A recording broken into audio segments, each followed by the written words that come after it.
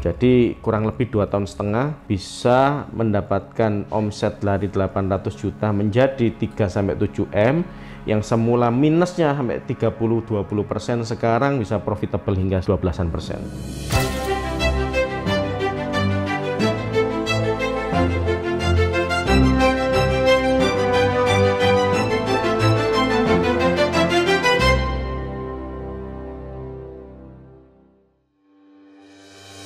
Assalamualaikum warahmatullahi wabarakatuh. Saya Hegi Harjoyo, tinggal di Malang. Saya adalah founder dari HCC, Harjoyo Corporate Center.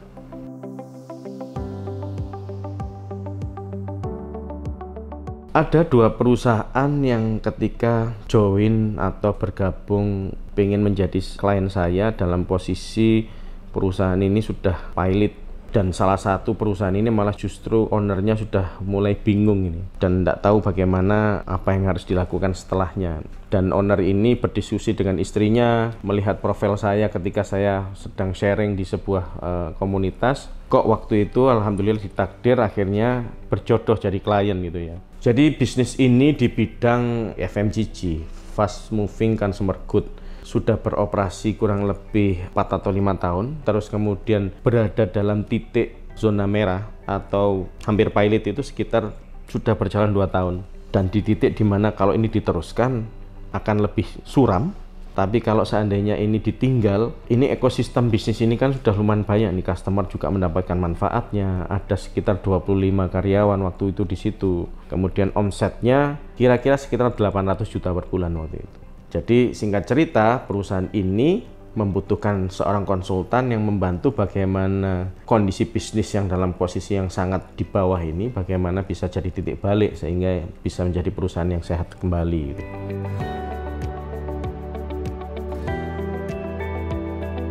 Sebenarnya kesalahan yang terjadi, kalau saya bilang ini bukan sebuah kesalahan tapi lebih ke arah mismanagement saja ya.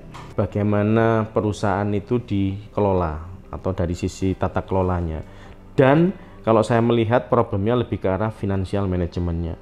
Bagaimana cash flow perusahaan ini bisa dikelola sehingga cash flow itu jadi lebih sehat. Terus kemudian tantangan-tantangan eksternal baik itu dari supplier, baik itu push dari customer, ini membuat perusahaan ini makin terhimpit ya. Dari arus kasnya, dari tekanan dari customer, tekanan dari supplier, perusahaan ini akhirnya dalam titik di mana saya kalau terus makin rugi, saya kalau terus menjalankan bisnis ini akan menjadi perusahaan yang cashnya akan semakin minus. Nah, waktu itu yang kita sepakati adalah bagaimana untuk mencegah perusahaan ini masuk dalam zona kebangkrutan yang lebih curam lagi. Kita langsung coret-coret ya waktu itu ya. Secara finansial ini dulu yang harus dikerjakan gitu ya. Satu, waktu itu yang saya lihat bersama klien adalah bagaimana cash ini bisa lebih sehat lagi. Jadi perspektif manajemen dari business owner maupun CEO ataupun direktur itu penting. Karena kalau nggak punya seperti ini kan agak repot dalam melakukan navigasi bisnis gitu ya. Yang kita lakukan waktu itu adalah kita punya uang berapa ini? Ada sekian ratus juta Pak, oke. Setelah itu yang bisa dirupakan uang apa? Kita punya stok Pak, inventory. Pernah dihitung nggak inventorinya berapa waktu itu? Belum Pak, coba dihitung. Tanpa disadari ternyata kita punya inventory sekitar 7 miliar dan itu uang diam gitu ya. Jadi barang. Begitu itu diteliti, ada barang yang masih bagus, ada yang barang yang sudah dead stock dan nggak bisa dipergunakan lagi, ada yang bisa tetap di recover atau di reproses itu. Nah itu yang kita mainkan dulu waktu itu. Bagaimana stok-stok ini, baik yang nggak baik yang dalam posisi yang bisa diproses maupun dalam yang posisi yang good product ini menjadi cash semua. Nah alhamdulillah ketika itu kita bisa mengkonversi menjadi sekitar 3M itu yang bisa kita konversi menjadi rupiah. Nah dari situ kan nafas ya. 3 miliar itu dalam sebuah perusahaan walaupun skalanya memang sudah besar waktu itu ya, tapi 3M itu bagi kita itu nafas. Nah setelah itu baru ngomongin aspek-aspek finansial yang lain. Apa yang membuat perusahaan ini merugi? Apakah dari fixed cost-nya, overhead cost-nya, dari SDM cost-nya, atau dari sisi sales margin-nya gitu. Nah, itu yang kemudian kita coret-coret lagi itu ya. Di posisi seperti ini, teman-teman, bisnis itu tidak harus banyak melakukan eksekusi sebenarnya. Tapi porsi yang penting bagi kita di dalam situasi seperti ini harus banyak berpikirnya, banyak coret-coretnya. Sehingga langkah yang kita lakukan itu langkah yang strategis dan punya dampak gitu ya. Tidak nembak sana sini, akhirnya juga kita bingung dampaknya seperti apa, kita kehabisan waktu, kehabisan peluru, akhirnya jadi bom waktu gitu ya. Jadi segala keputusan di posisi seperti ini adalah posisi yang krisis, sehingga keputusan kita itu menentukan bagaimana bisnis ini bisa menjadi titik balik dan akhirnya menjadi sehat kembali.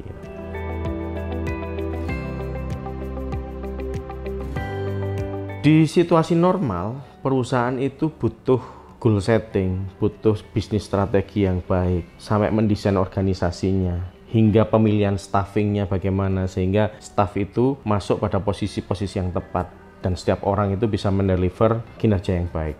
Apalagi perusahaan dalam posisi yang akan bangkrut. Jadi goal, strategi, organization design, staffing itu sudah pada posisi titik di mana kritis atau krisis gitu ya. Jadi nggak bisa lagi kita bekerja tanpa goal, kita bekerja tanpa prioritas, tanpa fokus, tanpa strategi, tanpa desain organisasi yang tepat, bagaimana memasukkan orang-orang yang pas juga dalam organisasi itu. Jadi di situasi normal aja, kemampuan manajerial CEO maupun manajer ini penting gitu ya, apalagi di saat krisis gitu ya. Jadi bagi saya, kemampuan manajerial itu penting dalam sebuah perusahaan. Mulai dari jajaran direksi maupun sampai dari jajaran manajer. Kemampuan manajerial itu apa sih? Banyak ya. Kalau saya belajar dari beberapa perusahaan, termasuk perusahaan yang tempat saya dulu bekerja itu, A sampai Z ini, bisa ribuan tools, ratusan alat yang kita bisa pakai, bagaimana kita mengembangkan managerial skill ini. Tapi sebenarnya kalau untuk bisnis UMKM, mikro, kecil, bahkan sampai menengah gitu ya, sampai yang omsetnya 1 miliar sebulan gitu ya, kita nggak perlu semasif itu managerial tools yang kita pakai itu. Paling tidak CEO, manajer itu harus paham bagaimana melakukan goal setting yang baik, bagaimana menurunkan goal itu menjadi sebuah strategi yang solid, bagaimana strategi ini bisa dieksekusi dengan mendesain organisasi yang tepat, dan ini butuh organizational skill. Setelah itu bagaimana kita knowing our people, kita tahu tentang people dan menaruh orang-orang yang tepat pada organisasi-organisasi tersebut. Nah, skill ini biasanya jarang dimiliki oleh teman-teman kita yang berada di level bisnis UMKM. Apalagi dalam situasi yang sulit, dalam situasi perusahaan ini akan bangkrut, mutlak managerial skill itu benar-benar harus dibutuhkan. Karena setiap eksekusi, setiap nafasnya kita harus memberikan dampak. Kalau enggak, ya jadi bom waktu gitu ya. Kita sudah melakukan banyak hal, terus kemudian cash flow-nya makin tergerus, profitability-nya tergerus, ya jadinya bom waktu kalau kita nggak punya managerial skill yang solid.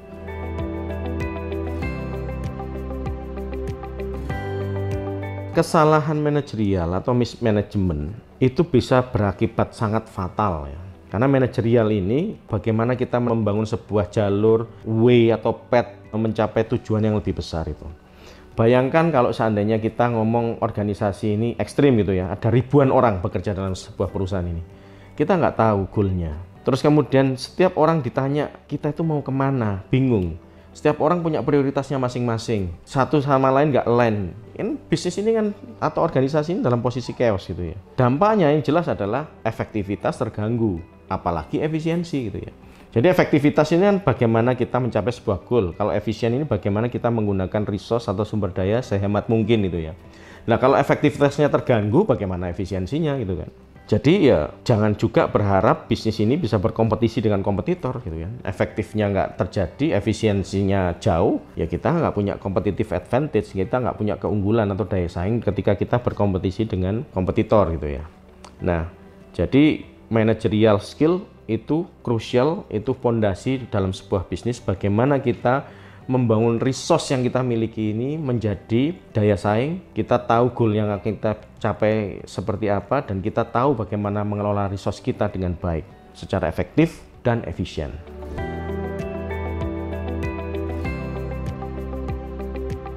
Kabar bisnis ini sekarang alhamdulillah berarti ini total sudah 6 tahun. Dan saya sudah membersamai bisnis ini 2,5 tahun. Tahun pertama bagi kita sangat struggling dan gak mudah, ini tantangan bagi saya maupun bagi klien itu. Tapi alhamdulillah atas izin Allah bisnis ini berhasil memberikan omset per bulannya rata-rata ini ya 3 sampai 7 M per bulan. Dan di tahun ini dengan atas izin Allah juga adalah tahun yang sangat profitable.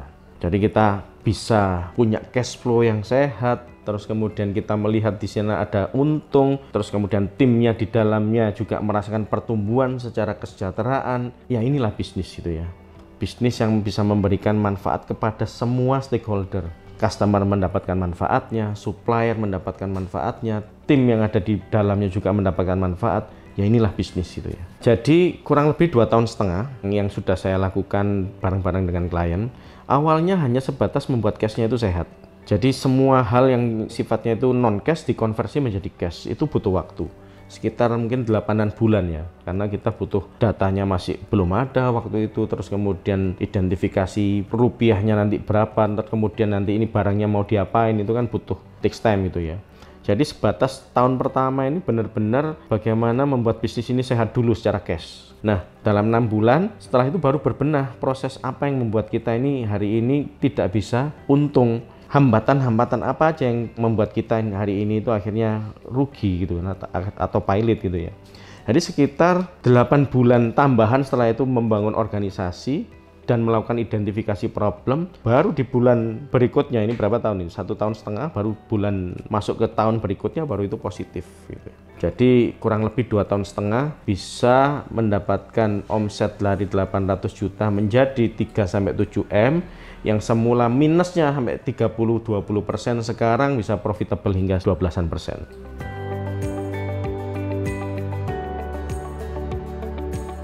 Jadi ada 2 hal yang menurut saya itu krusial. Yang pertama adalah manajerial, yang kedua adalah leadership. Which is 2 hal ini yang ketika saya observasi dalam klien ini tidak available waktu itu ya. Manajerial itu adalah bagaimana kita melakukan priority setting, fokus apa dulu yang apa kita harus selesaikan, apa yang hari ini urgent, apa hari ini yang prioritas, bagaimana kita menyusunnya sampai ke sana, membuat perencanaan hingga nanti ke execution levelnya itu penting. Di situasi bisnis yang normal aja penting, apalagi di situasi bisnis yang krisis ini teman-teman. Jadi itu super penting dan super kritikal gitu. Nah yang kedua, tidak cukup sebenarnya manajerial, tapi ketika kita mengeksekusi itu butuh leadership. Bagaimana semua organisasi, semua orang itu benar-benar fully on board tentang apa yang akan kita lakukan, visi kita mau apa, fokus kita mau bagaimana, karena nggak mudah mengelola SDM. Setiap SDM itu butuh disentuh dari logikanya dan juga hatinya gitu ya. Ketika semuanya on board dalam sebuah perahu yang sama, ketujuan yang sama, insya Allah setelah itu adalah izin Allah, ya selesai itu. Dan leadership itu adalah faktor menentukan bagaimana eksekusinya itu sesuai dengan managerial skill yang akan kita bangun.